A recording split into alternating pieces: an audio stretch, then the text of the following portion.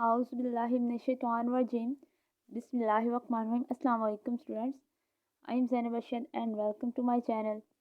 Students आज मैं आपको विक्टोरिया यूनिवर्सिटी का जो आपका है सब्जेक्ट बायो 101, ठीक है, बायो 101 का जो लेक्चर नंबर 1 है वो डिस्कस करेंगे। अच्छा, ये जो लेक्चर नंबर 1 है ना, ये एक और बुक भी है विक्टोरिया यूनिवर्सिटी की जिसका नाम है जनरल साइंस। इस जनरल साइंस का और बायो 101 का, ठीक है, ये दोनों जो हैं इनके कुछ कंटेंट्स यानी कुछ जो टॉपिक्स हैं या आप कह रहे हैं लेक्चर हैं वो सेम है, जो आपने जनरल साइंस में भी एज इट इज़ पढ़ने हैं और बायो 101 में भी पढ़ने हैं। तो अपनी परेशान नहीं होना कि मैडम कौन सी बुक ले आई हैं। मैंने ये वाली जो बुक है, ये जो नोट्स हैं, ये आपके हैंड आउट्स जो हैं आपके LMS से लिए हैं, ठीक है, और उन्होंने LMS पर आपके जो लेक्चर्स हैं वो अपडेट किए हैं। तो आज हमने बायो 101 का, ठीक है, बायो 101 का जो टॉपिक नंबर 1 है वो डिस्कस करना है। सबसे पहले तो आप देख लें कि इसमें मैंने आपको बताना है आपकी जो मिड टर्म है उसके लिए इम्पोर्टेंट जो शॉर्ट क्वेश्चन है, MCQs हैं और लॉन्ग क्वेश्चन है, ठीक है, ताकि आपकी जो है शॉर्टली उन चीज़ों को मैं एक्सप्लेन भी कर दूँ, आपको समझ भी आ जाए और अपनी वर्डिंग में भी जो है पेपर में क्वेश्चन लिख सकें। तो चलिए स्टार्ट करते हैं। सबसे पहले उन्होंने बताया है कि हमने जो यहाँ पर सबसे पहले चीज़ जो डिस्कस करनी है वो हमने लाइफ जो है उसके अंदर जो लाइफ है जिसको हमने ऑर्गेनाइज़ किया हुआ, जो भी हर किस्म की लाइफ फॉर्म है इस ज़मीन पर, ज़िंदगी की जितनी भी फॉर्म्स हैं उनको मुख्तलिफ लेवल जो है उसमें हमने इसको रखा हुआ है, ठीक है, ऑर्गेनाइज़ किया हुआ है। और वो सबसे छोटा लेवल उसका एटम है और ज़िंदगी के लिहाज से या लाइफ ऑन अर्थ के लिहाज से जस्ट देखें तो सबसे बड़ा लेवल उसका बायोस्फीयर है। तो यहाँ से हम डिस्कस करना स्टार्ट करते हैं। सबसे पहला को उन्होंने बताया कि लाइफ क्या है, ज़िंदगी क्या है। हर वो चीज़ जो इन्वायरमेंट से एनर्जी लेती है, देती है और उसके अंदर जान है, उसको हम बोलते हैं वो ज़िंदा चीज़ है, ठीक है। और लाइफ का मतलब है स्टडी ऑफ ऑर्गेनिजम्स। पहले ही जो पॉइंट आपको मैं बता दूं, स्टडी ऑफ ऑर्गेनिजम्स। ऑर्गेनिज्म में क्या क्या चीज़ आ जाती है? ऑर्गेनिज्म का मतलब है हर वो चीज़ जो जिंदा है। ऑर्गेनिज्म में प्लांट्स आ जाते हैं, ह्यूमंस आ जाते हैं और एनिमल्स आ जाते हैं, ठीक है। और इस तरह जो फोटोसिंथेसिस करने वाले और भी ऑर्गेनिजम्स हैं, लाइक अलजई हैं, कुछ केमियोट्रॉपिक बैक्टीरिया हैं, वो भी इसमें आ जाते हैं। तो इसमें आपको पता होना चाहिए लाइफ क्या है। लाइफ में वो हर चीज़ आती है जो कि क्या करती है, इन्वायरमेंट से एनर्जी एक्वायर करती है, लेती है। प्लांट्स हो सकते हैं जो इन्वायरमेंट से लेते हैं एनर्जी, कैसे सनलाइट को वो यूज़ करते हैं और कार्बन डाइऑक्साइड को, और फोटोसिंथेसिस करके खुराक बनाते हैं। फिर उसी खुराक को क्या होता है, प्लांट्स की उसी खुराक को एनिमल्स खा लेते हैं, ठीक है। तो ये एक एनर्जी साइकिल चला रहता है। इसी तरह लाइफ की दूसरी उन्होंने प्रॉपर्टी लिखी, it is capable of reproducing itself. जो भी जिंदा चीज़ है उसके अंदर DNA as a genetic material मौजूद होता है। जिसके अंदर DNA जेनेटिक मटेरियल है वो अपने आप को रिप्रोड्यूस करके नेक्स्ट जनरेशन जो है ऑफ स्प्रिंग या बच्चे पैदा कर सकते हैं, ठीक हो गया। All animals produce youngs one, like lions produce cubs, lions अपने बच्चे पैदा करते हैं। इस तरह plants also reproduce seeds to give rise new plants. Plants के ऊपर बीज लगते हैं और बीज से फिर क्या होता है, नया पौधा जो होता है वो हाँ प्रोड्यूस कर सकते हैं। इसी के अलावा है म्यूटेटिंग चेंजिंग इन इटसेल्फ, ठीक है। म्यूटेटिंग क्या होता है, किसी भी ऑर्गेनिज्म के अंदर उसका अगर DNA है, ठीक है, हेरिडिटरी मटेरियल है जो जिनके जीन्स की फॉर्म में होता है, उसमें कोई तब्दीली आ जाए ना, तो ऑर्गेनिज्म की कोई ना कोई खूबी जो होती है उस DNA की चेंजिंग की वजह से चेंज हो जाती है, ठीक है। जैसे अगर किसी ने हमारी जो DNA है उसके अंदर मुख्तलिफ जीन्स होती हैं, जैसे आँख के कलर की जीन्स, ठीक है, बालों के कलर की जीन्स, हमारी स्किन के कलर की जीन्स, अगर इनकी जीन्स में चेंजिंग आएगी तो हमारी आंखों का जो कलर होगा वो स्पेसिफिक जीन्स में तब्दीली की वजह से चेंज हो जाएगा। तो इसे कहते हैं म्यूटेशन। कोई भी म्यूटेशन होगी तो फिजिकली और जीनोटाइपिकली हमारे ऊपर अफेक्ट करेगी, ठीक है। म्यूटेटिंग चेंजिंग इट्सेल्फ, इसमें क्या है, ऑल ऑर्गेनिज्म जो है उसके अंदर प्रॉपर्टी होती है म्यूटेशंस की। क्या म्यूटेशन क्या क्या मतलब है, देयर हेरिडिटरी मटेरियल यानी DNA जो है वो अपने आप को डिवीजन के वक्त या किसी भी और अपने फंक्शन के दौरान कैरेक्टरिस्टिक है उसके एनिमल्स की कि वो अपने DNA चेंज कर लेता है, ठीक है। दिस कैरेक्टरिस्टिक में भी बेनिफिशियल। अब वो जो म्यूटेशन है वो उस ऑर्गेनिज्म को फ़ायदा मंद भी हो सकती है और नुकसान भी हो सकती है। फ़ायदा ऐसे हो सकता है उसके अंदर म्यूटेशन आने की वजह से DNA में या जेनेटिक मटेरियल में न्यू खूबियाँ पैदा हो जाती हैं, न्यू प्रॉपर्टीज़ आ जाती हैं जो उस एनिमल्स को ज़मीन पर या कहीं भी जहाँ वो रहता है सर्वाइव करने में हेल्पफुल होता है। या फिर उसमें इतनी ख़तरनाक तब्दीलियाँ आती हैं कि वो ज़िंदा ही नहीं रह पाता, माहौल की सख्तियों को बर्दाश्त नहीं कर पाता और वो मर जाता है। नेक्स्ट हमारा टॉपिक है, इसमें आपको याद रखना है कि व्हाट इज़ लाइफ, ठीक है, लाइफ क्या होती है और म्यूटेशन क्या होती है। इसमें ये शॉर्ट क्वेश्चन आ सकता है, what is mutation, any change in DNA of any organism is known as mutation. Next आ जाता है बायोलॉजी। बायोलॉजी क्या है, सिंपल सी, इसको 2 वर्ड से ये मिलकर बनी है। आपको यहाँ पे शॉर्ट क्वेश्चन मिल सकता है, व्हाट इज़ बायोलॉजी, डिफाइन करें इसको। तो आपको बताना चाहिए बायो मीन होता है लाइफ, ज़िंदगी। वो एनिमल्स की भी हो सकती है, प्लांट्स की भी हो सकती है, ह्यूमन्स की भी हो सकती है। और लॉगस मतलब होता है ज़िंदगी के मतलब रिसर्च करना, रीज़न तलाश करना, ठीक है। ये ज़िंदगी क्यों आई, कैसे है, कहाँ से आई है। तो बायोलॉजी क्या हुई, जो भी ज़िंदगी की शक्लें हैं इस ज़मीन पर या लिविंग ऑर्गेनिजम्स हैं, उनकी स्टडी को हम बोलते हैं बायोलॉजी। बायोलॉजी का मतलब क्या है कि हम जो भी दुनिया में जहाँ जहाँ जिंदा चीज़ें मौजूद हैं उनको हम एक्सप्लोर कर रहे हैं, सामने ला रहे हैं, उनके मतलब पढ़ रहे हैं, उनसे फ़ायदा उठा रहे हैं। जैसे मुख्तलिफ जो एनिमल्स हैं, प्लांट्स हैं और माइक्रो ऑर्गेनिजम्स हैं, वो दुनिया के जहाँ जहाँ कोने में है वहाँ वहाँ हम उसको कोशिश कर रहे हैं कि सर्च करके उनको स्टडी करें। आगे बायोलॉजी की सब डिवीजन्स भी होती हैं, ठीक है। Biology as a main subject है, इसके आगे सब डिवीजन है, जैसे कि एनाटॉमी है। एनाटॉमी में हम क्या पढ़ते हैं, आपको पता होना चाहिए। डिफाइन एनाटॉमी, वो पेपर में पूछ सकता है, डिफाइन एनाटॉमी, एनाटॉमी क्या है, तो आपको पता होना चाहिए। जो भी ऑर्गेनिज्म है उसके अंदरूनी जो आर्गन्स होते हैं, उस आर्गन्स को पढ़ना एनाटॉमी कहलाता है। जैसे आप ह्यूमन्स हो, आपके अंदर क्या है, स्टोमिक है आपका, ठीक है, आपके अंदर किडनी है, ठीक है, हार्ट है। इनको पढ़ना, इन आर्गन्स को पढ़ना एक एक करके, इसको ही बोलते हैं एनाटॉमी।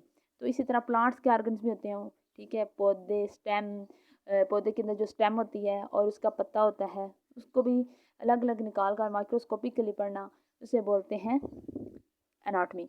और इसमें क्या क्या आ जाती है, स्ट्रक्चर्स भी आ जाती हैं और उसकी फिजियोलॉजी भी आ जाती है, यानी उसके अंदर कौन सा ब्लड सिस्टम है, ऑर्गेनिज्म के अंदर कौन सा वाटर सिस्टम है, रिस्पायरेटरी सिस्टम है, ईटीसी। नेक्स्ट आ जाती है कि माइक्रोबायोलॉजी।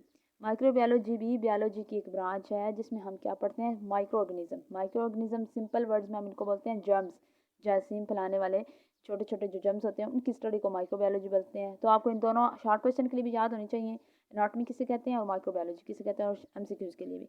तो एक्सप्लोरिंग ऑफ लाइफ का क्या फ़ायदा, ये हमें हेल्प करता है कि हम जो नेचुरल चीज़ें हैं उनको किस तरह इस्तेमाल करें, ठीक है। और अगर हमारे पास नेचुरल चीज़ें हैं उनको हम ज़ाया होने से कैसे बचाएं, उनको अपने फ़ायदे के लिए कैसे इस्तेमाल करें। जैसे सूरज की रोशनी है, अब सूरज की रोशनी कितनी ज़्यादा होती है, लेकिन उस सूरज की रोशनी में से सिर्फ 1% इतनी होती है जो हम यूज़ करते हैं अपने इस्तेमाल के लिए। बाकी 99% जो है ना वो ज़ाया हो जाती है, क्योंकि हमें उसको इस्तेमाल करने का सही तरीका अभी तक हमें नहीं आता, साइंटिस्ट ने दरियाफ़त नहीं किया। तो वो कहते हैं कि इसका ये फ़ायदा होता है कि हमें न्यू न्यू चीज़ें सीखने में, उनकी डिज़ीज़ को सर्च करने में, डिज़ीज़ किस तरह हम जो है ट्रीट की जा सकती हैं, और एनवायरनमेंट से हेल्प लेके हम डिज़ीज़ का इलाज कैसे जो है कर सकते हैं, इसको हम पढ़ते हैं बायोलॉजी में। नेक्स्ट आ जाता है कि लेवल्स ऑफ ऑर्गेनाइजेशन क्या है। सबसे पहले सबसे छोटा लेवल होता है एटम्स। जब एटम्स और एटम्स मिलते हैं आपस में, फॉर एग्जांपल हाइड्रोजन का एक एटम है, वो किसी अपने ही किसी हाइड्रोजन के सेम एटम से मिलता है तो एक मॉलिक्यूल बनता है H2, ठीक है।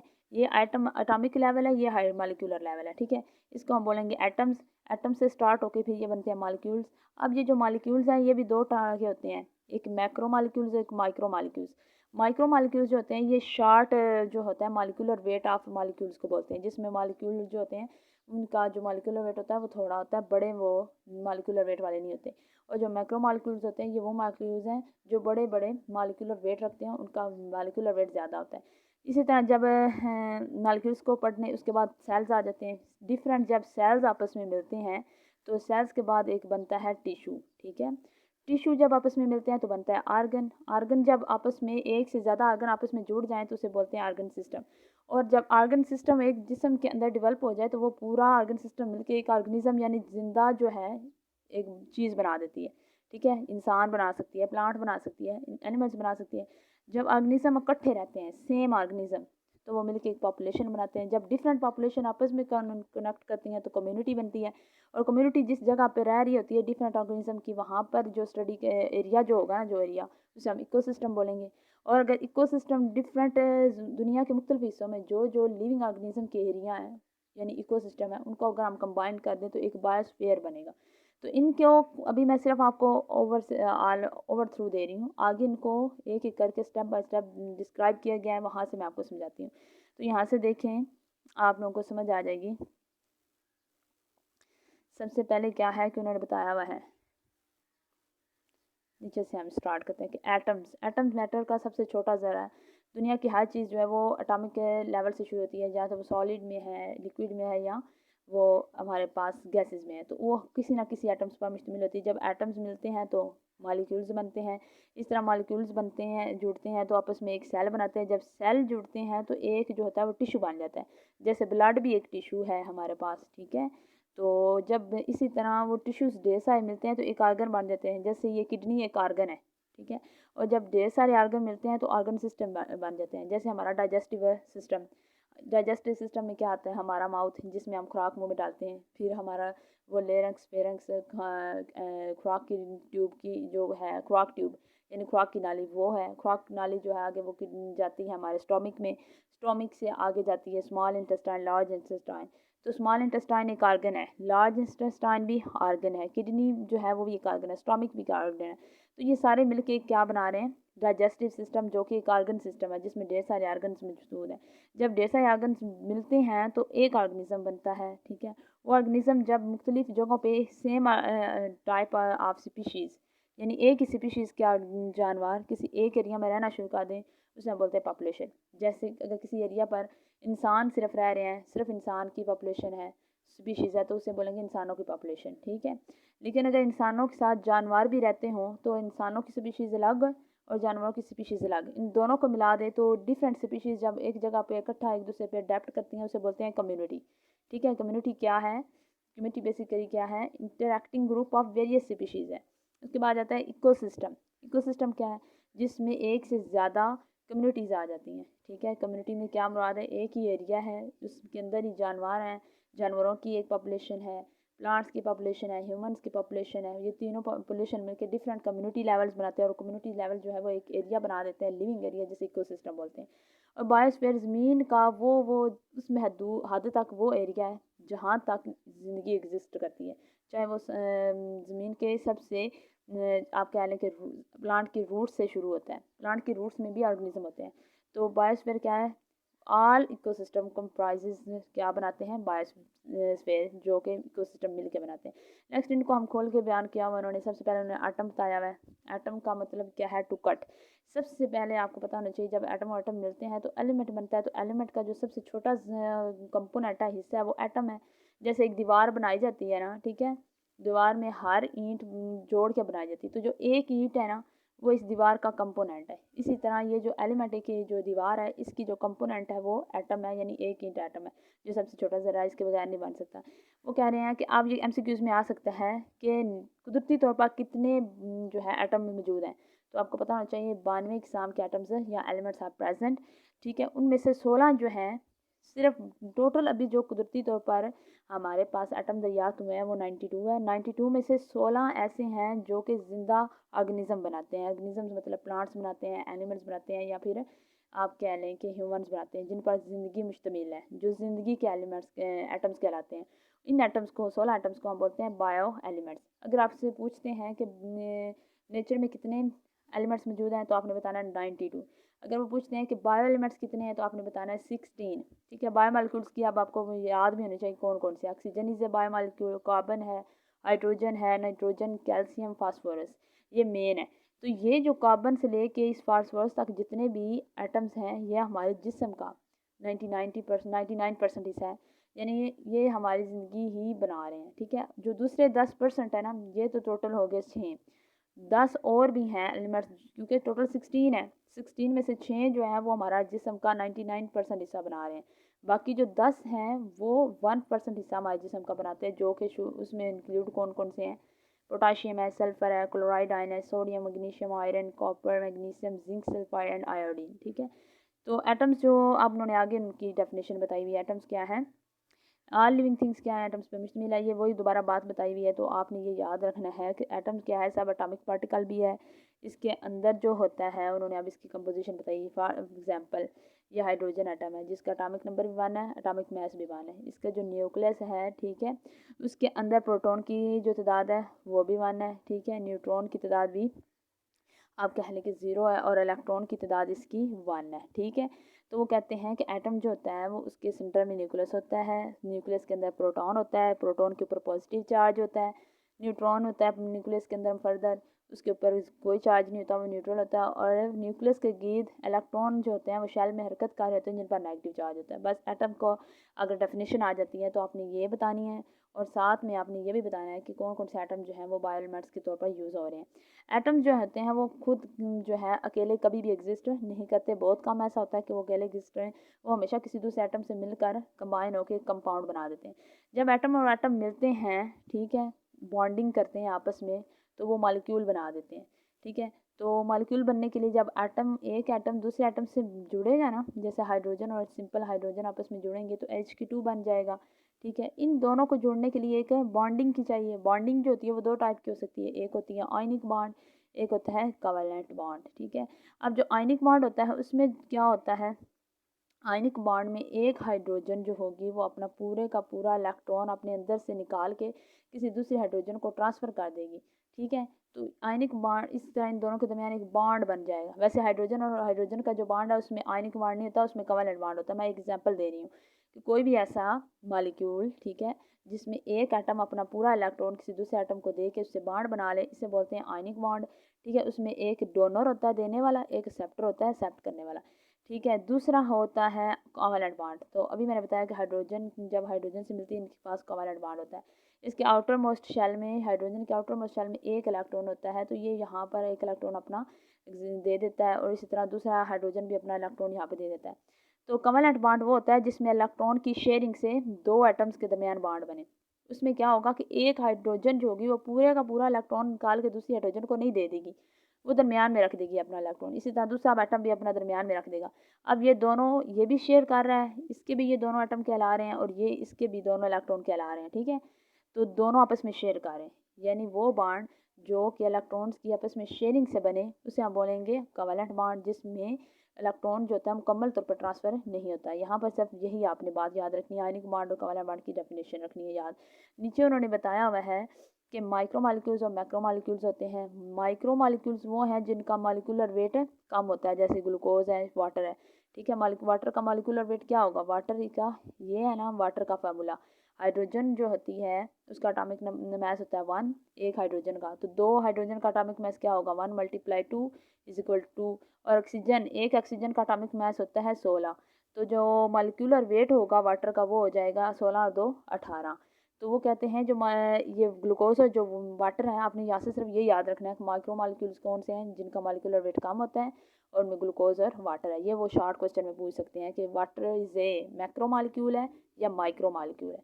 तो इसी तरह जो मैक्रो मॉलिक्यूल्स होते हैं उनका मॉलिक्यूलर वेट हाई होता है, जैसे बड़े बड़े प्रोटीन्स, ठीक है, कार्बोहाइड्रेट्स। अब प्रोटीन्स में ढेर सारे अमाइनो एसिड, ठीक है, आपस में जुड़ते हैं, एक लॉन्ग चेन बनाते हैं, वो कम्प्लेक्स हो जाता है, उनको तोड़ना मुश्किल हो जाता है, वो बड़ा हो जाता है, और हर अमाइनो एसिड का हम मॉलिक्यूलर वेट गिन के उनका वेट निकालते हैं, वो 1000 में उनका मॉलिक्यूलर वेट जाता है।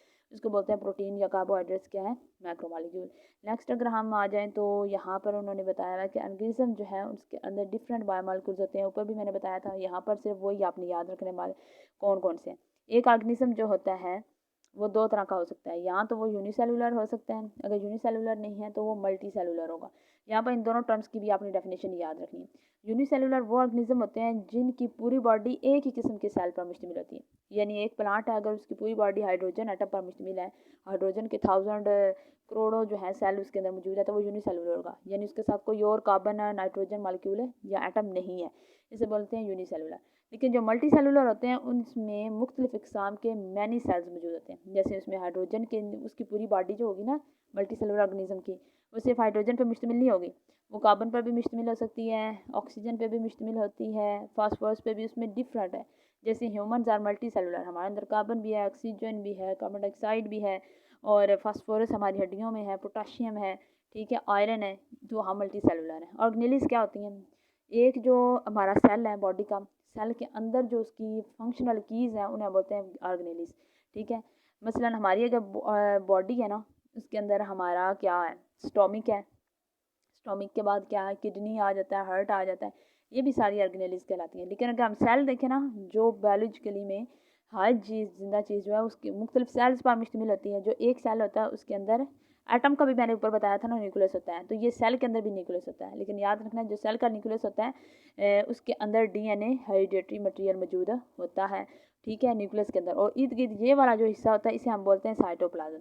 अब इस साइटोप्लाज्म के अंदर मुख्तलिफ ऑर्गेनेलीज होते हैं, जैसे उसके अंदर माइटोकॉन्ड्रिया होता है, लाइसोसोम होती हैं, गोल्जी बॉडीज़ होती हैं, न्यूक्लियोलस होता है।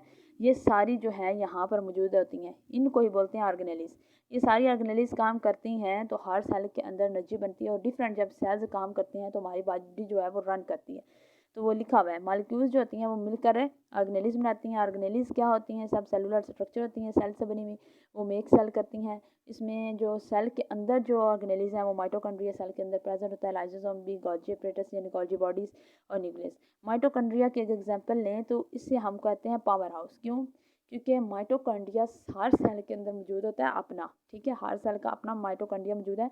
और माइटोकॉन्ड्रिया का काम क्या है? जो भी खुराक आती है उसकी रिस्पायरेशन और तोड़ फोड़ करके एटीपी बनाना। अब एटीपी क्या है? ये इसी पर ही हमारी ज़िंदगी मुश्तमिल है। ये वो एनर्जी है जो हम खाते हैं, यानी हम रोटी खाते हैं, रोटी नहीं खाएंगे, पानी नहीं पियेंगे तो हम जिंदा नहीं रहेंगे। तो एटीपी क्या होती है? जो रोटी में मौजूद बार्न्स होते हैं उसके अंदर से जो एनर्जी निकाली जाती है उसे एटीपी बोलते हैं। तो ये किसका काम है? माइटोकॉन्ड्रिया का। तो माइटोकॉन्ड्रिया बेसिकली क्या कर रहा है? वो पावर बना रहा है, पावर बना के पूरी जिस्म को दे रहा है, ठीक है, एटीपी की शक्ल में। तो इसलिए हम माइटोकॉन्ड्रिया को बोलेंगे पावर हाउस। याद रखिएगा, ये एमसीक्यूज में आता है, which organelle is called as power house. तो आपने याद रखना है माइटोकॉन्ड्रिया पावर हाउस कहलाता है। और कुछ ऑर्गेनेली सिर्फ प्लांट में मौजूद होती हैं, कुछ सिर्फ से एनिमल्स में मौजूद होती हैं। लेकिन जो माइटोकॉन्ड्रिया है वो प्लांट्स के अंदर भी मौजूद होता है, एनिमल्स के भी अंदर मौजूद होता है, ठीक है, आपने ये याद रखना है। नीचे उन्होंने ऑर्गेनेलिस की तारीफ दे देखिए, सेल बनाया हुआ है ये वाला, ठीक है। सेल की आउटर लेयर को जो है, जो सेल के सेंटर में उन्होंने लिखा हुआ है न्यूक्लियोलिस, ठीक है, ये सेल का न्यूक्लियस है। न्यूक्लियस के अंदर एक गहरा रीजन होता है, उसको कहते हैं न्यूक्लियोलस। न्यूक्लियोलस के अंदर बनते हैं राइबोसोम। और ये जो सारा मटेरियल है ये है डीएनए न्यूक्लियस का। लेकिन ये जो सेल का पार्ट है, ठीक है, इधर उसकी ऑर्गेनेलिस मौजूद है। लेकिन जो एक सेल है उसकी बैरनी तो जो होती है ना, ठीक है, उसको हम बोलते हैं nuclear membrane, sorry plasma membrane, ठीक है। उस प्लाज्मा मेम्ब्रेन के ऊपर सुराख होते हैं। इस तरह जो न्यूक्लियस होता है, न्यूक्लियस की जो आउटर लेयर होती है उसको हम बोलते हैं न्यूक्लियर मेम्ब्रेन। न्यूक्लियर मेम्ब्रेन के अंदर सुराख होते हैं, उनको हम बोलते हैं न्यूक्लियर पोर्स, ठीक है। तो न्यूक्लियस क्या है? सेल के अंदर है। सेल की जो लेयर होगी आउटर उसे प्लाज्मा मेम्ब्रेन बोलेंगे। लेकिन जो न्यूक्लियस सेल के अंदर है उसकी मेम्ब्रेन को बोलेंगे न्यूक्लियर मेम्ब्रेन, ठीक है। बस ये याद रखना है आपने। नेक्स्ट आ जाता है सेल्स। दोबारा वही बात है, सेल्स क्या है? बेसिक यूनिट ऑफ लाइफ है। सेल्स के बगैर कोई स्ट्रक्चर फंक्शन नहीं बन सकती। सेल्स जब आपस में जुड़ते हैं तो टिश्यू बनते हैं, ठीक है। टिश्यूज जब डिफरेंट बनते हैं, जुड़ते हैं, तो क्या बनते हैं हमारे पास? ऑर्गन। वो यही कह रहे हैं, लिविंग थिंग्स जो है वो सेल्स पर मुश्तमिल होती हैं। सेल्स जो है वो बेसिक यूनिट ऑफ लाइफ है। सेल्स के अंदर क्या है? सेल्स, हर सेल का अपना एक बेसिक फंक्शन है, ठीक है। जैसे हमारी बॉडी में क्या है? न्यूरॉन सेल्स का क्या काम है? ये सेंट्रल नर्वस सिस्टम बनाते हैं, हमारा दिमाग बनाते हैं। इसी तरह किडनी के सेल्स होंगे, वो नेफ्रॉन्स बनाते हैं, ठीक है, फंक्शनल टिश्यू बनाते हैं। हर सेल का अपना काम है। किडनी के वाले जो सेल्स हैं वो दिमाग वाला फंक्शन नहीं कर सकते, ठीक है, वो न्यूरॉन्स ही सिर्फ करेंगे। तो different types of cell present in the body of multi cellular organism. मैंने पहले बताया था जो मल्टी सेलुलर ऑर्गेनिज्म होते हैं उसमें एक से ज़्यादा टाइप के होते हैं। जिस तरह के अमीबा है, ये एक ही सेल पर मुश्तमिल होता है। अमीबा के मल्टी सेलुलर नहीं है, यूनिसेलुलर है। तो अमीबा के अंदर क्या होता है? मुख्तलिफ इकसाम के सेल्स नहीं होते। दोबारा उन्होंने प्रोकैरियोटिक की दरियाफ्त जो की तारीफ। प्रो का मतलब होता है बहुत पुराना, पहले का मौजूद होना।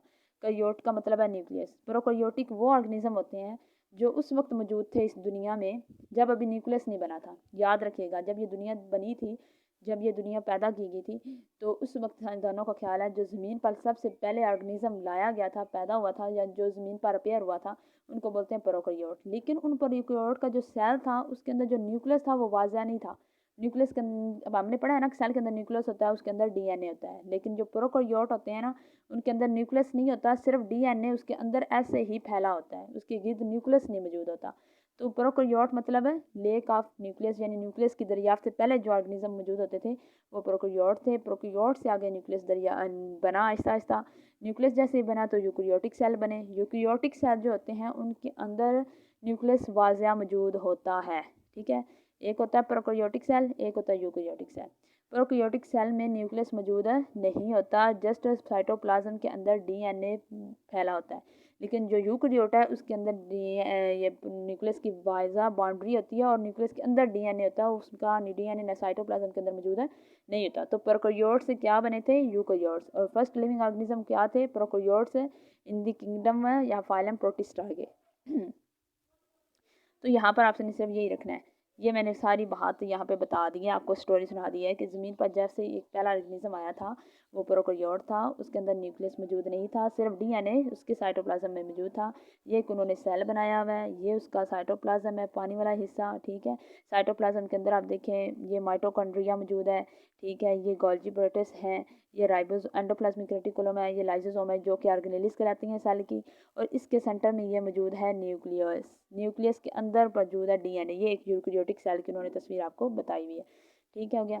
और इसी तरह ये जो आउटर लेयर है इसे हम प्लाज्मा मेम्ब्रेन या सेल मेम्ब्रेन बोलते हैं। इसके जो ये न्यूक्लियस की जो आउटर मेम्ब्रेन होती है उसे न्यूक्लियर लेयर बोलते हैं, जिसके ऊपर सुराख भी होते हैं, ठीक है। ये था एनिमल सेल्स। एनिमल सेल्स के अंदर होता है वाकई में ही न्यूक्लियस। और जो प्लांट सेल होता है ना उसका भी ऐसे ही सेल होता है, लेकिन उसके अंदर भी न्यूक्लियस होता है प्लांट सेल के।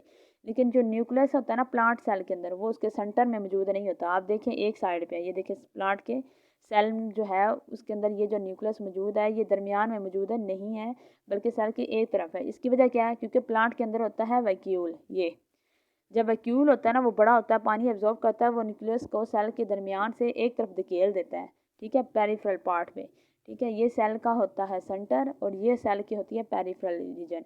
तो ये जो वैक्यूल है ये न्यूक्लियस को धक्का दे के पेरिफेरल साइड पे भेज देता है। तो आपने याद रखना है, ठीक है। प्लांट सेल की जो दो लेयर होती हैं, एक होती है अंदरूनी layer cell membrane, cell membrane के बाहर भी एक वाल होती है जिसे बोलते हैं सेल वाल। सेल वाल याद रखना है। इस प्लांट सेल में और एनिमल सेल में फ़र्क ये है कि प्लांट सेल में सेल मेम्ब्रेन के बाहर सेल वाल मौजूद होती है, लेकिन जो एनिमल सेल है उसके बाहर सेल वाल मौजूद नहीं होती। ये आपने याद रखनी है। सेल वाल क्या है? ये जो लकड़ी बनाती है ना, जो प्लांट के ऊपर लकड़ी बनती है वो सेल वाल ही बनाती है। तो एनिमल्स के पास जो है वो लकड़ी बनाने वाला काम नहीं है, उनकी बाहर जो होती है सिर्फ सेल मेम्ब्रेन, एक जिंदा मेम्ब्रेन है। नेक्स्ट आ जाते हैं हम लोग। इसी तरह उन्होंने ये बैक्टीरियल सेल भी ही बताया हुआ है। बैक्टीरिया की सेल के अंदर भी क्या है, सेंटर के अंदर क्या है, न्यूक्लियस मौजूद है, उसके दरमियान न्यूक्लियस के आसपास साइटोप्लाज्म है, फ्लूइड वाला पार्ट। साइटोप्लाज्म को किसने घेरा हुआ है? सेल मेम्ब्रेन ने। और सेल मेम्ब्रेन को किसने घेरा हुआ है? सेल वॉल ने। याद रखने हैं आप लोगों ने। जो बैक्टीरिया हैं या अल्जई हैं या फंजाई हैं, ठीक है, ये ना ही प्लांट में आते हैं ना ही एनिमल्स कहलाते हैं। ये दरमियानी हालत वाले, ना हम इनको पौधे कह सकते हैं ना इनको जानवर, लेकिन इनकी खुद कुछ खूबियाँ पौधों से मिलती होती हैं और कुछ खूबियाँ जो होती हैं वो प्लांट से मिलती होती, एनिमल से मिलती होती हैं। तो आप देखिए बैक्टीरिया के अंदर सेल मेम्ब्रेन का होना, साइटोप्लाज्म का होना, न्यूक्लियस का होना, ये किससे मिल रहा है? एनिमल से इसकी जैसा है। लेकिन इसके अंदर सेल वाल का मौजूद होना ये प्लांट जैसा है। तो ये भी आपने याद रखना। स्टेम सेल क्या होता है इसकी भी आपने डेफिनेशन बतानी है। स्टेम क्या होती है? हमारे जिस्म जैसे ही जो होता है बेबी होता है माँ के पेट के अंदर, तो वो सबसे पहले एक गोश्त का बिल्कुल लोथड़ा होता है। उस गोश्त के लोथड़े में कुछ सेल्स होते हैं जो कि अनडिफ्रेंशिएट होते हैं, ठीक है, यानी उसमें सेल्स का गुच्छा होता है जो ना कि अभी तक उसके अंदर जीन्स का मजमूआ होता है जो कि मालूमात जो होती है उसने कोड की होती है। जैसे जैसे वो क्लॉट, ब्लड क्लॉट जो है, या आप कह लें कि बच्चा जो है वो बड़ा होता है तो 9 मंथ तक जो जितने भी उसके अंदर सेल्स होते हैं ना वो सेल्स अनडिफ्रेंशिएट से होकर डिफ्रेंशिएट हो जाते हैं। यानी उसके अंदर जितने भी सेल्स होते हैं वो कुछ सेल्स उसके दिमाग के हिस्से बना देते हैं, कुछ सेल उसके स्किन के हिस्से बनाते हैं, कुछ सेल उसका हार्ट बना देते हैं, कुछ किडनी बना देते हैं, यानी डिफ्रेंशिएट होकर मुख्तलिफ ऑर्गन्स बना देते हैं। तो वो स्टेम सेल्स, वो सेल्स का मजमूआ जो शुरू में मौजूद था, जिसके अभी कोई ऑर्गन नहीं बनाया था, ठीक है, वो ऐसे ही अनडिफ्रेंशिएट था, उसे हम बोलते हैं स्टेम सेल। स्टेम सेल से आगे जो भी सेल्स बनते हैं उन्हें हम बोलेंगे डिफ्रेंशिएट सेल, ठीक है। तो बेसिकली स्टेम सेल्स की आपने तारीफ क्या बतानी है? बॉडीज रॉ मटेरियल्स, यानी जिसके ज़रिए दूसरे सेल्स बनते हैं जो कि स्पेशलाइज्ड फंक्शन करते हैं बॉडी के लिए, उनको बोलते हैं स्टेम सेल्स। स्टेम सेल्स क्या हैं? These are undifferentiated cells in which most of genes are switched on and this have potential to make almost of cells of the body. तो बॉडी के हर सेल जो होता है वो किससे बनता है? एक मजमूआ ऑफ सेल होता है जिसे स्टेम सेल कहते हैं, वहाँ से बनता है। दीज सेल्स कहाँ पे मौजूद होते हैं? एडल्ट ऑर्गेनिज्म में मौजूद होते हैं और उनके एम्ब्रियोज में मौजूद होते हैं जो कि आगे वो नेक्स्ट अपने बच्चे में ट्रांसफ़र करते हैं। ये किसके लिए फ़ायदेमंद है? ह्यूमन बींग्स के लिए और अदर जो हैं इस तरह रिप्रोडक्शन वाले ऑर्गेनिज्म के लिए। टिश्यू क्या होता है? जब एक सेल किसी दूसरे सेल से मिल जाता है तो वो एक टिश्यू बन जाता है, ठीक है। देखिए these are the group of similar kind of cells. वो सेल भी सेम होने चाहिए, मुख्तलिफ नहीं होने चाहिए। यानी न्यूरॉन का एक सेल जब किसी दूसरे न्यूरॉन के साथ मिलता है तो वो टिश्यू बना देगा, वो सेंट्रल नर्वस सिस्टम का टिशू बना देगा। इन्हीं टिश्यूज़ का काम भी सेम होता है, ठीक है। ये स्पेशलाइज्ड टिश्यू होते हैं, जैसे कि एपिथेलियल टिश्यूज़ जो होते हैं वो बनाते हैं स्किन। हमारी स्किन जो होती है इसके अंदर जो टिश्यूज़ होते हैं उनको बोलते हैं एपिथेलियल। जब एक एपिथेलियल सेल किसी दूसरी एपिथेलियल से जुड़ता है तो वो स्किन बना देता है। स्किन हमारा क्या है, स्किन को हम टिश्यू बोलते हैं, ठीक है। स्किन क्या है, टिश्यू है। तो जब टिश्यू, ये वाला स्किन टिश्यू कैसे मिल रहा है, जब दो तरह के सेम एपिथेलियल सेल एक दूसरे से जुड़ रहे हैं और उनका काम क्या है, स्किन बनाना और स्किन के लिए काम करना। नेक्स्ट है ऑर्गन्स और ऑर्गन सिस्टम। भी मैंने आपको बता दिया था कि जब जिस तरह सेल्स और सेल्स मिलते हैं और टिश्यू बनते हैं, इस तरह ऑर्गन और ऑर्गन जब डिफरेंट मिलेंगे तो ऑर्गन सिस्टम बना देंगे, ठीक है। Tissues group and work together to make a unit called organ. जब डिफरेंट टिश्यूज, एक टिश्यू किसी दूसरे टिश्यू से मिल जाएगा तो वो एक क्या बना देगा, ऑर्गन, ठीक है। डिफरेंट टिश्यूज इन ऑर्गन वर्क डिफरेंटली। हर टिश्यू का काम मुख्तलिफ होगा और वो मिलकर एक ऑर्गन बना देंगे। मिसाल के तौर पर जो स्टोमिक है ना, ठीक है, और there are other muscle tissues that contract and relax for grinding and they are secretory cells. हमारा एक स्टोमिच है, ठीक है। स्टोमिच एक क्या है, ऑर्गन है। याद रखना है स्टोमिच क्या है, एक ऑर्गन है अकेला। इस ऑर्गन कैसे बना है, मैंने अभी बताया था ऑर्गन किससे बनता है, मुख्तलिफ इकसाम के टिश्यूज़ के। अब ये जो स्टोमिक है इसके अंदर क्या होंगे, खुराक को हजम करने वाले भी सेल्स होंगे, खुराक को ऑब्जर्व करने वाले अलग से सेल्स होंगे, खुराक को डाइजेस्ट करने के लिए जो अपने अंदर से सिक्रेशन खारिज करते हैं एंजाइम्स वगैरह के सेक्रेटरी सेल, वो अलग होंगे। यानी इस एक स्टोमिच के अंदर एक से ज़्यादा टाइप के सेल्स हैं, ठीक है, या टिश्यूज़ हैं, वो मिल के एक ऑर्गन बना रहे हैं, ठीक हो गया। यानी स्टोमिच जो है वो मजमू है मुख्तलिफ टिश्यूज़ का। इसी तरह जब हमारी एक स्टोमिक हमने अकेला पढ़ा है, वो स्टोमिक जब अकेला बात करेंगे तो वो ऑर्गन कहलाएगा। लेकिन जब स्टोमिक से सबसे पहले हम खुराक मुंह में ओरल कैविटी में लेके जाते हैं, ओरल कैविटी से खुराक हमारी खुराक की नाली एसोफिगस में जाती है, उसके बाद स्टोमिच में जाती है। एसोफिगस क्या है, एक अलग ऑर्गन है। हमारी ओरल कैविटी भी एक ऑर्गन है, स्टोमिच एक ऑर्गन है। ये कितने ऑर्गन हो गए इधर, 3। यानी जब डिफरेंट ऑर्गन मिलके एक पूरा निज़ाम बनाते हैं उसे बोलते हैं ऑर्गन सिस्टम। इसी तरह यही ऑर्गन जैसे जैसे नीचे जाएंगे, नीचे स्मॉल इंटेस्टाइन एक अलग ऑर्गन है, लार्ज इंटेस्टाइन अलग ऑर्गन है, रेक्टम है, फिर अनस से हम फजला जात बाहर निकालते हैं।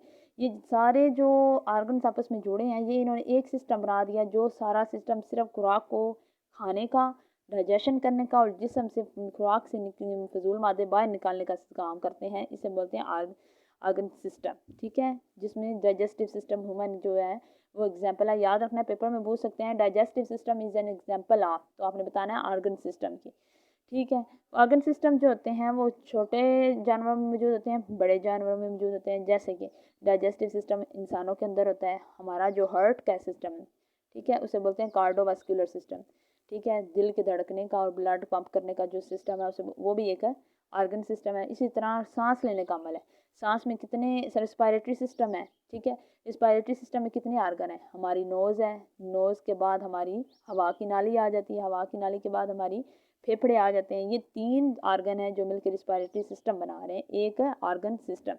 तो रेस्पिरेटरी सिस्टम भी ऑर्गन सिस्टम है, कार्डियोवास्कुलर सिस्टम भी ऑर्गन वास्कुलर सिस्टम है, डाइजेस्टिव सिस्टम भी क्या है, ऑर्गन सिस्टम है, ऑर्गन नहीं है। तो आपने याद रखना है, ठीक हो गया। ये यूनिट नीचे एग्जाम्पल दिए। ऑर्गेनिजम्स क्या है, मैंने पहले बता दिया। ऑर्गेनिज्म के अंदर, ऑर्गेनिज्म बोलते ही उसके अंदर है जिसकी पूरी बॉडी में डिफरेंट ऑर्गन्स होते हैं और वो ऑर्गन्स मिलकर काम कर रहे होते हैं। जैसे मैं एक ऑर्गेनिज्म हूँ, कैसे, क्योंकि मेरे अंदर डिफरेंट ऑर्गेनिज्म वाले ऑर्गन्स मौजूद हैं। जैसे ओरल कैविटी है, नोज़ है, इंटरनल हार्ट है, ठीक है, किडनी है, और हमारे पास लंग्स हैं। ये सारे जो हैं ऑर्गन्स हैं जो मिलके कंप्राइज करते हैं एक ऑर्गेनिज्म को। नेक्स्ट आ जाता है पॉपुलेशन। पॉपुलेशन क्या होती है, पॉपुलेशन हम कहते हैं किसी एक एरिया में एक इकसाम की स्पीशीज़ रहती हो जो कि आपस में इंटरब्रीड यानी फर्टिलाइजेशन करके नए बच्चे पैदा कर सकती हो, उसे हम बोलते हैं पॉपुलेशन, ठीक है। जैसे ये बतखें हैं, ठीक है, ये सेम पॉपुलेशन है, ठीक है। अब बतखों के साथ अगर डॉग्स होते हैं, डॉग्स और बतखे सेम तो नहीं है ना, बतखों की जो स्पीशीज़ है वो अलग है और डॉग्स की स्पीशीज़ अलग है, ठीक है। तो यहाँ पर डॉग्स मौजूद नहीं है, सिर्फ बतखें हैं। तो बतखें जो होगी ये सेम स्पीशीज़ हैं, एक एरिया में रह रहे हैं। जब एक एरिया में रह कर नए बच्चे पैदा करने की सलाहियत रखते हैं, इन्हें बोलते हैं इनको आप बोलते हैं पॉपुलेशन। बस आपने यही याद रखना है। पॉपुलेशन में एक कॉन्ट्रैक्शन होता है, मेल और फीमेल के दरमियान कोई और चीज़ें नहीं होती। फिर आ जाती इकोसिस्टम।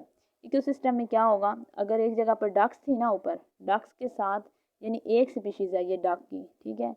इसके साथ अगर डॉग भी डाल दें, फिर ये अलग स्पीशीज़ है, डॉग्स की अलग स्पीशीज़ है, इसके साथ आप ह्यूमन्स भी डाल दें तो ह्यूमन्स की अलग स्पीशीज़ है। ये तीनों किसी एक एरिया में रह रहे हैं तो ये मिल के बना देंगे कम्युनिटी। क्या बना दें? कम्युनिटी। और वो एरिया जिसमें ये डिफरेंट स्पीशीज़ रह रही हैं या पॉपुलेशन रह रही हैं, उस एरिया को हम बोलेंगे इकोसिस्टम। जो कि इकोसिस्टम अपने अंदर बंद की हुई है, इकोसिस्टम ने क्या चीज़ें बंद की हुई हैं अपने अंदर? डिफरेंट इकसाम की कम्युनिटी, ठीक है। जब पॉपुलेशन और पॉपुलेशन मिलती हैं तो कम्युनिटी बनता है। बस सिंपल सी आपको बता दो। Different population living an area in a particular time, for example forest plant, जंगल के पौधे, एनिमल्स, जंगल के पौधों की एक कम्युनिटी वो पॉपुलेशन होगी, दूसरी पॉपुलेशन एनिमल्स की होगी, तीसरी पॉपुलेशन अलजई की होगी, फिर पंजाई की होगी और ह्यूमन्स की होगी। ये मिलकर एक लेवल बनाती हैं कम्युनिटी। जो हर पॉपुलेशन है वो एक दूसरे से इंटरेक्ट करते हैं। जैसे एनिमल्स क्या खाते हैं? प्लांट, यानी एनिमल्स की एक जो पॉपुलेशन है वो दूसरी पॉपुलेशन के ऊपर डिपेंड कर रही है, ठीक हो गया। इसी तरह इकोसिस्टम क्या है? इकोसिस्टम के अंदर ये सारी चीज़ें मौजूद होती हैं जो कि हमारी क्या हो सकती है, कम्युनिटी भी उसमें आ जाती है, पॉपुलेशन भी उसमें आ जाती है, प्लस स्पीशीज़। जब ये तीनों मिल जाती हैं तो एक इकोसिस्टम बना देती है। इस तरह वो कहते हैं। नेक्स्ट आ जाता है बायोस्फीयर। जब ज़मीन का बहुत बड़ा पार्ट जिसके अंदर डिफरेंट इकोसिस्टम मौजूद हों, वो सारे इकोसिस्टम मिला के हम कहते हैं बायोस्फीयर। अब बायोस्फीयर में कौन कौन सा इकोसिस्टम हो सकता है? ज़मीन वाला टेरेस्ट्रियल, ठीक है, टेरेस्ट्रियल इकोसिस्टम हो सकते हैं। टेरेस्ट्रियल सिस्टम में हम आ जाते हैं ह्यूमंस। फिर आ जाता है मैरीन या फ्रेश वाटर, पानी का इकोसिस्टम। फिर आ जाता है हवा का इकोसिस्टम। ये तीनों इकोसिस्टम मिलके एक जिंदा जो है खला बनाते हैं जिसमें ज़िंदगी एग्जिस्ट होती है, उसको हम बोलते हैं biosphere. The part of the world covered, जिसके अंदर ज़मीन का वो हिस्सा या दुनिया का वो हिस्सा जहाँ जिसके अंदर कवर हुई होती हैं या इनहेबिटेटेड या जिसमें रह रहे होते हैं लिविंग ऑर्गेनिज्म, उसको हम बायोस्फीयर कहते हैं। ये क्या कहलाती है? अगर पेपर में आ जाता है zone of life on earth किसको बोलते हैं, तो हमें बताना है बायोस्फीयर को। इसी तरह बायोस्फीयर में क्या होते हैं? हर किस्म का इकोसिस्टम हो सकता है, जैसे जंगल का, लेक का, ओशन का, वैली का या दूसरे भी इकोसिस्टम का। तो ये जो है आगे एक्सरसाइज है, ये आप लोगों ने नहीं करनी। जो टॉपिक्स ऊपर बताए हुए हैं इसमें सिर्फ आपने डेफिनेशन याद रखनी है और ये याद रखना है कि कौन सी एग्जाम्पल आर्गन की है और कौन सी एग्जाम्पल आर्गन सिस्टम की है। बस ये बहुत ही शॉर्ट जो किस्म का मैंने एक्सप्लेन किया, लेकिन वीडियो लंबी हो गई है, आप इसको वक्त पे से भी सुन सकते हैं। नेक्स्ट वीडियो तक मुझे दीजिए इजाज़त। अल्लाह हाफिज़।